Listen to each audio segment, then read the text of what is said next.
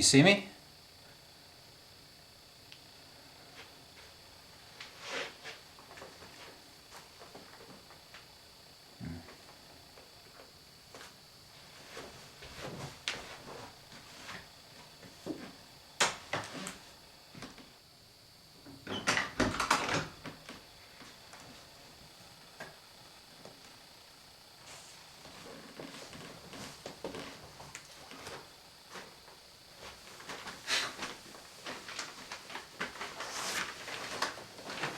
This stuff's still here.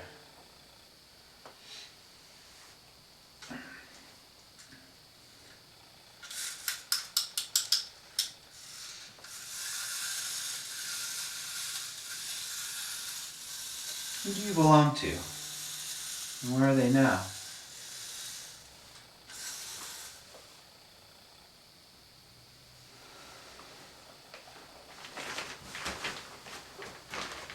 You're still here.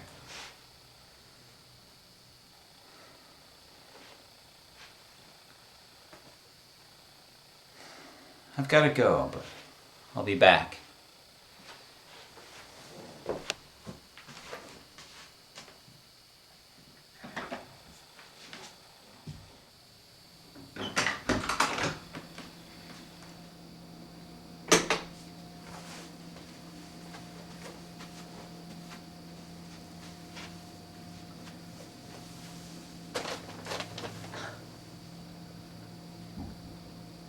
Has anyone else ever discovered this space?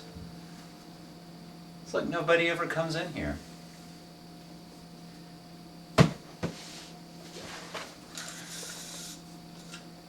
No one's come back for their toy.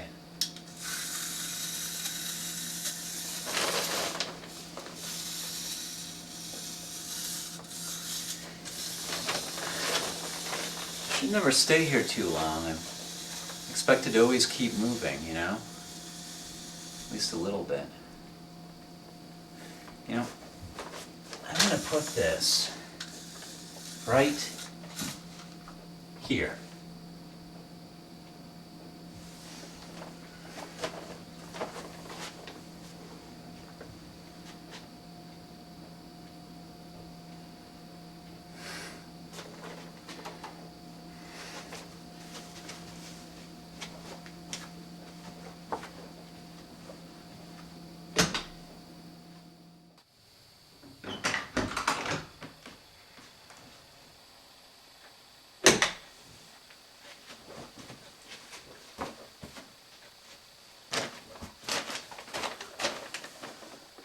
Hi.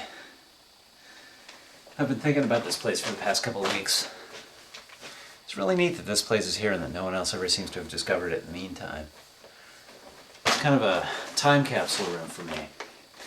I'd leave stuff here, but I never carry anything with me. Not really supposed to. I get visited by interstellar particles, small planetoids, meteors, stuff like that, who give me what I need. Salami sandwiches and pomegranate juice, usually. They've even designated photons, X-rays, UV rays, all that. This is Photon Kid with green dreadlocks. We've got platoons of them bounding around the system. I guess some of them take orders and radio them out. Depends on the range, I guess. I don't know how all the nitty-gritty admin stuff works. I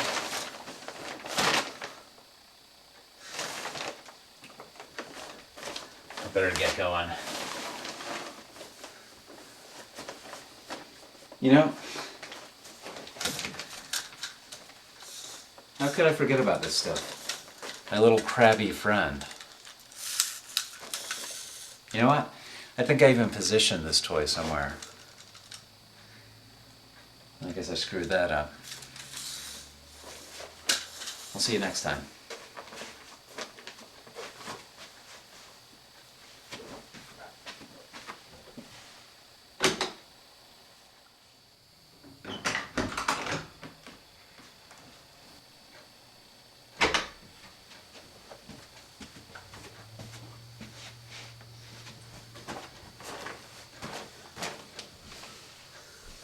Don't most people's careers plateau? Not sure if my career's plateaued. I think my performance here is okay. My sorties in this room are really my only indiscretion. I think that's really pretty mild. Most systems that include unpredictables plan on the small indiscretions that are bound to occur, and they reabsorb them in such a way that stability is maintained.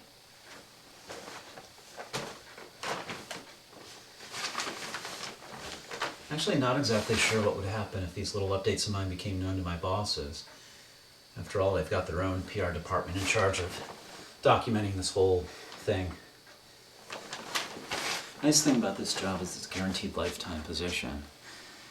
And again, the position ends when its lifetime does, just like the components of the system we're modeling. Of course, I think about other stuff, all sorts of stuff, all the time. Not just a work machine. I don't see how anyone can be. I guess that'll be the thing I say this time.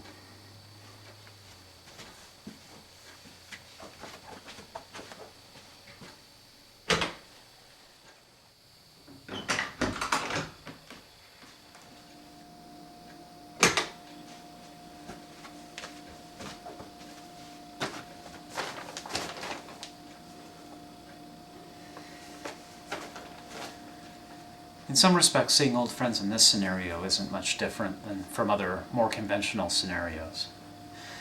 People enter and leave any one neighborhood according to the season and annual landmarks. Oftentimes, whether we experience a conjunction with someone or not depends only on when and in which direction we look. I've got 2 or 3 close friends that I see between 1 and 10 times every 4 years. A lot of the time when we do see each other, it's not all that intimate, it's rushed. We pass each other on a sunny day, exchange our news, and then go on to where our paths lead. The funny thing is, though slight cosmetic changes are sometimes detectable from one conjunction to another, my close friends never really seem to lose their familiar qualities. Sometimes it seems that they'll possess their familiar qualities for at least as long as I'll possess mine. That keeps me orbiting. Keeps me spinning happily, so to speak, on my way through the familiar and the strange.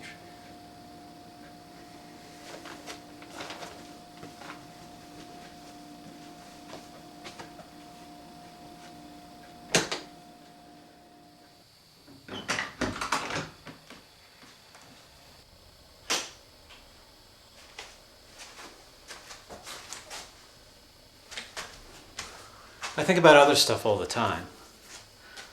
Like, what if I just quit? Would there be a measurable impact? Okay, what would quitting mean? Just allowing natural forces to act upon me and not actively acting upon those forces myself? Seems a little silly, if not outright impossible, doesn't it?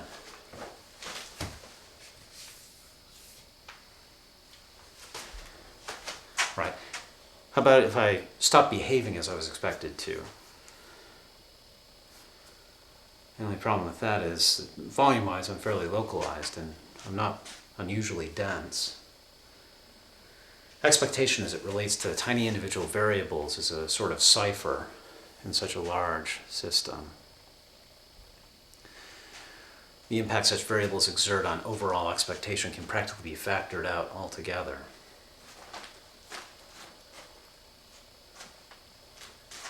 All right, forget quitting as such. How about I just content myself with doing this for now? Da da dum da da da da da da da dum da da dum da da da da da da da dum dum dum dum dum da da da dum dum da dum da da dum dum.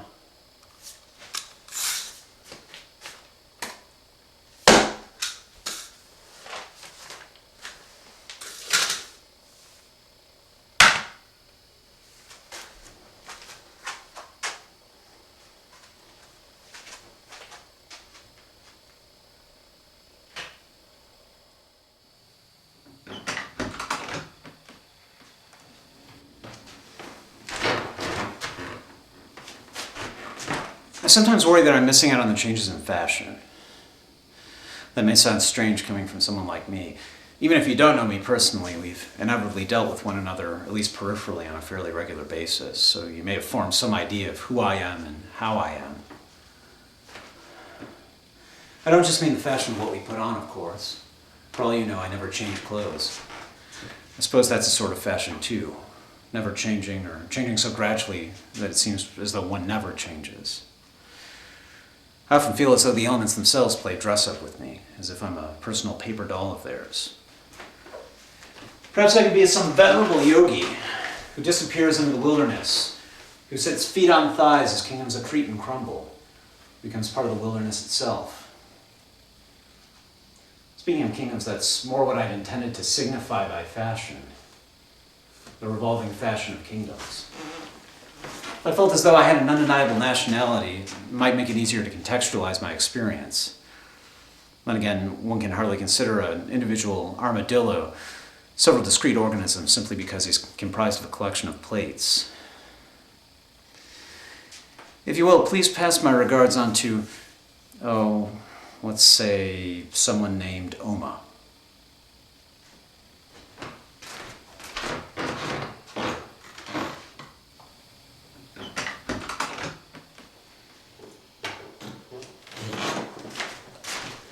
Hi, what's your name? Just write it on the lens from the inside and I'll be sure to check for it next time. Write it backwards if you can, so it'll be easier for me to read looking at the lens from the outside. Let's see, what to tell? What to tell? You can tell me something, you know. You want to host next time? All you need is a shirt and pants. 3 or 4 objects that you've come to be associated with, even if it's by complete chance. All you need then is a sort of bolt hole in the middle of nowhere. Doesn't have to be any bigger than a broom closet. Just make sure it lays along your cold, dark, and lonely path and that you reach it this time next time. Afterward, we could compare notes, trade tips, sink ships, crush bits, base hit, resubmit, dig pits, dirty mitts, throw fits, give shits, cash chits, pick nits, sharpen wits, get lit, keep fit, and never quit. All of it as we keep ringing the seasons and periodically restyling our geomagnetic field. We could do that stuff. Oh, look!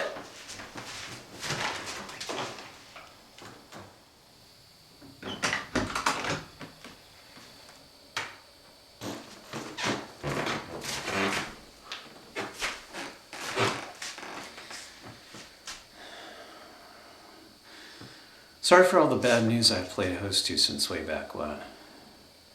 I try to keep it in check by varying the climate, flexing the tectonics, and otherwise shaking up the habitats. But bad news has a way of finding footholds, handholds, and species holds, doesn't it? Of course, bad news often has good news on the other side of the lens. Maybe that's one of the reasons I'd asked you to write your name the last time. That way I'd have a form of address for the one I was engaging this bad news, good news rigadoon with. And again, your good news is also my good news, isn't it? I hope it is anyway.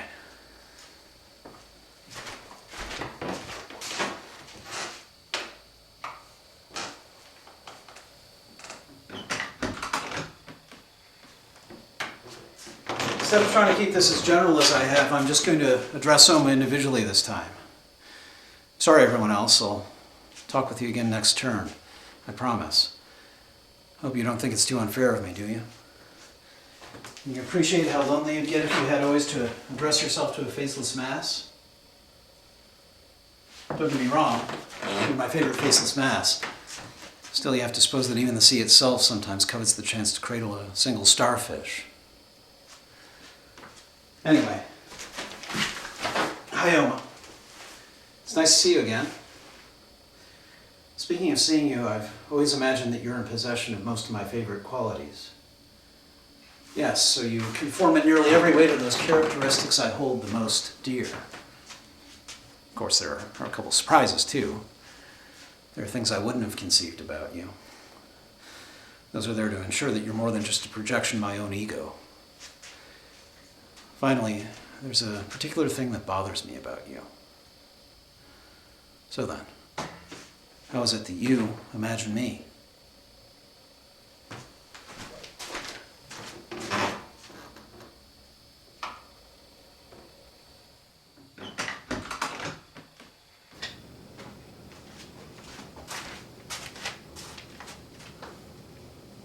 Why do I keep tripping this record button cycle after cycle while so many celebrated institutions have folded in the meantime? I think it's down to what's been called coherence. Things like geysers, cicada broods, the hyperfine transition of hydrogen, and the Postal Service are coherent. Now, it's not to say that I'll never fold. I assuredly will at some point. It's just that when I do, there'll have been some considerable prunings of my sub branch of the coherence tree. There'll probably be some natural force which ultimately accomplishes these prunings. Organismal boredom is the most devastating natural force I can think of at the moment.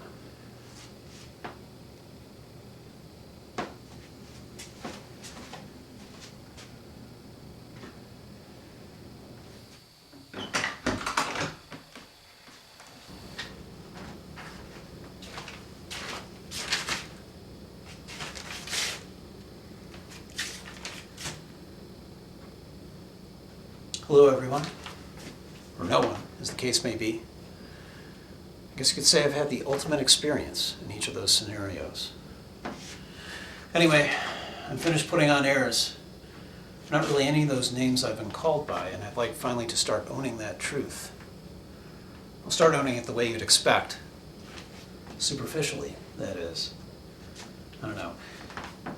It's more of a jeans and t-shirt actuality trapped in an animal skin parka and palm frond underwear narrative. Know what I mean? I've got to be me.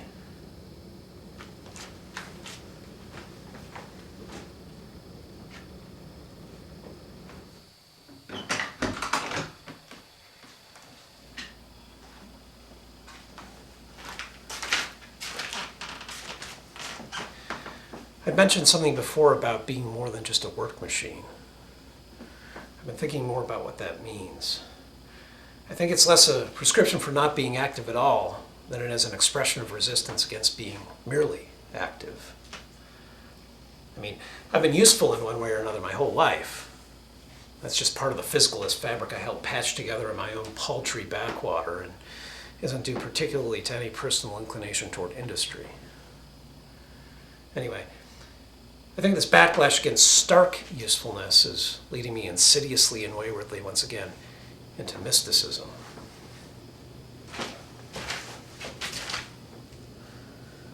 Times were that my leading indicators were celestial shadows. My favorite playlists were howling direwolves and dripping lifeblood. My taps rang good and evil.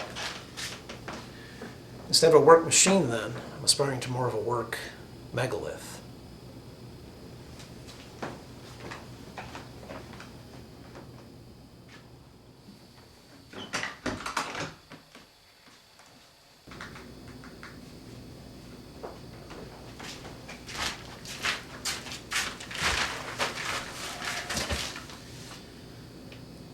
Excitement is an organismal thing, sure.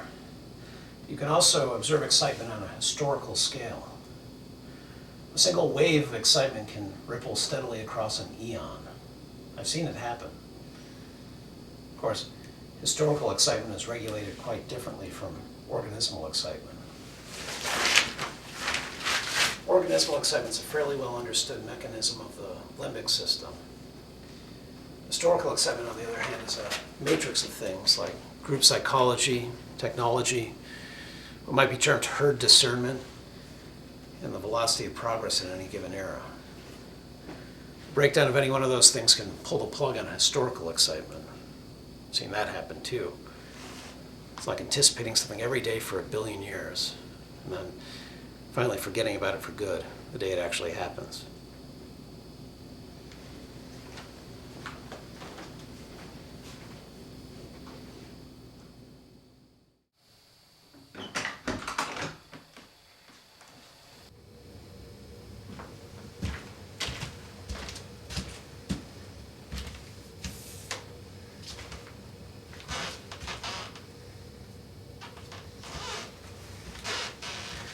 Hey, Oma. How have you been? What? Oh. No, I'm still pulled into this orbital pageant thingy. Here.